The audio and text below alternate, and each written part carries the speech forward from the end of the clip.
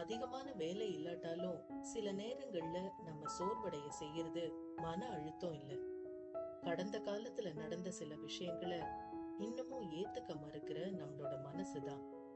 நடந்ததையே திரும்ப திரும்ப நினைச்சு பார்த்து இப்படி எல்லாம் நடந்திருக்கவே கூடாது, அவங்க கொஞ்சம் மரியாதை கொடுத்து பேசியிருக்கலாம், அவங்க கொஞ்சம் பாசமா இருந்திருக்கலாம்னு நம்ம மனசுக்குள்ள போராடிக்கிட்டே இருக்கோம். உண்மை என்னன்னா, நம்ம விருப்பத்துக்காக நடந்தது எதுவுமே மாறிட போறது இல்ல. ஆனா அப்படி எதுவும் மாறிடாது அப்படின்னு நம்ம ஏத்துக்கொள்ள தொடங்குற அந்த நிமிஷத்திலிருந்து நம்ம மனசு மெதுவா லேசாக தொடங்கிடும். நினைவில் கொள்வோம், மன அமைதி தொடங்குவது ஏன் இது நடந்தது என்று மீண்டும் மீண்டும் கேட்பதை நிறுத்தி, நடந்தது நடந்து விட்டது, இனி நான் எப்படி முன்னேறுவது என்று நம்மை கேட்டுக்கொள்ள தொடங்கும் போதுதான்.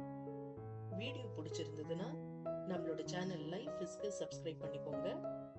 நாம அடுத்த வீடியோல சந்திக்கலாம்.